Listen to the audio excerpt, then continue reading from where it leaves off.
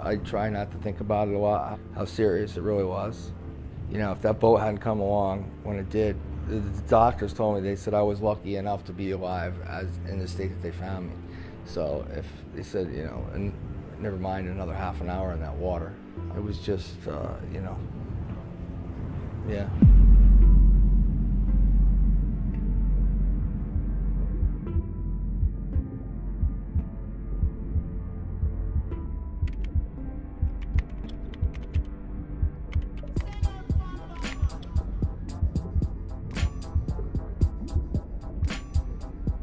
I made it a focus of mine to start targeting stripers.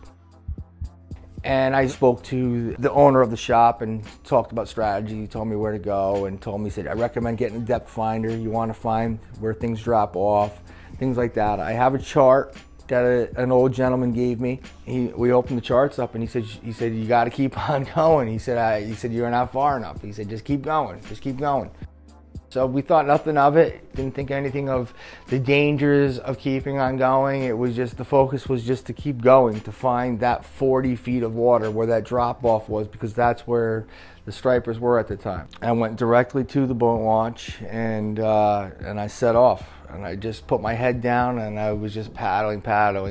Somewhere, again, I broke the 20-foot barrier of depth and I'm just plugging along. And out of nowhere, I didn't see it, there was no warning, no nothing.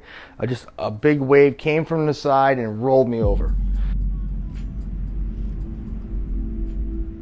And next thing I know, I was in the water. Something was floating nearby and I tried bailing it out, you know, frantically. And for every 4 scoops I would take of the coffee container sized item I had, a wave would come and would fill back up. Flipped it over again and again and again, and it just kept flipping and nothing was happening. It just would turn over, it would be full of water and be sitting below the surface. I don't know how much time had passed, but I knew that it was starting to get very serious. I'm not making any stride here. I'm cold, I'm burning energy. You know, I need to make a decision here. I kept telling myself, be calm, it's okay. You know, I'm used to the bay where it's just a lot of activity. This was early in the season where there was no boats out there. And then, you know, there was fleeting moments of, I guess, adrenaline rushes and just general frustration when I would just start screaming. I would be screaming like, I can't believe there's no boats out here anymore. Where are all the boats? And I would tell myself, calm down, calm down. Told myself, I said, I'm not dying in the bay within miles of my own house. It was that, and then the other half of me saying, don't give up. And I said, I'm not just going to sit here. So I just kept flipping it over, and I kept blowing my whistle. I vaguely remember a sailboat coming around, and I remember them throwing the life buoy to me and whatever, and then I don't remember anything after that. How you doing this evening? We just fished a gentleman out of the water. He's on a kayak. He's extremely cold with exposure to water for about 5 hours. Over. It just caught my eye. I saw the green of his kayak upside down. Oh my gosh, there's somebody in the water. Turn, let's go. You know, we were like screaming.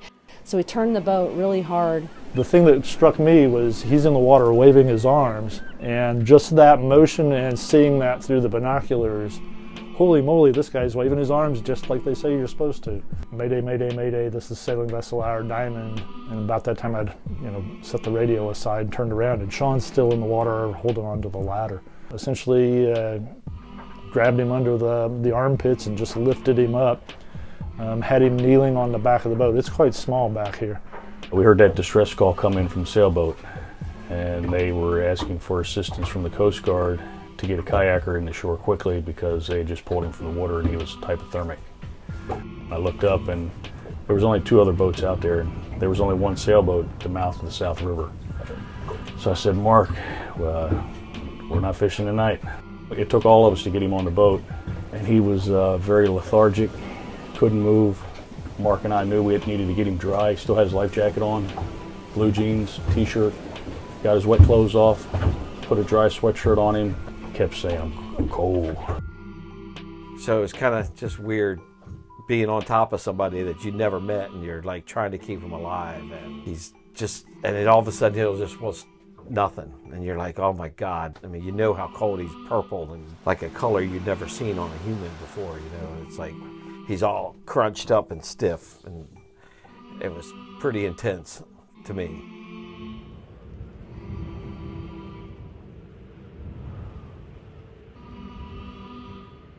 Coast Guard, roger shot. I've got Rose River Marina in sight. I see the emergency unit there.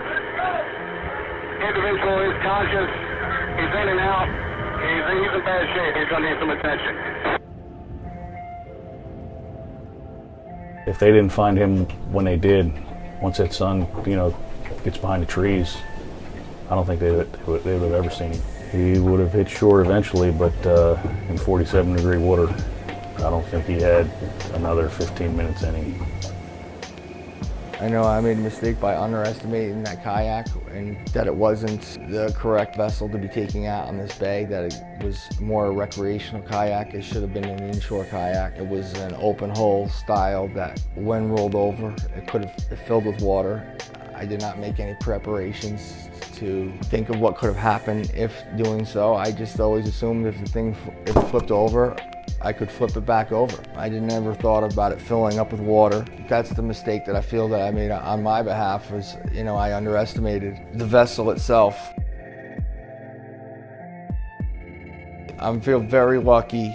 Without the life jacket, there was no way I could have even hung on to that kayak. Just wearing it absolutely kept me alive that long.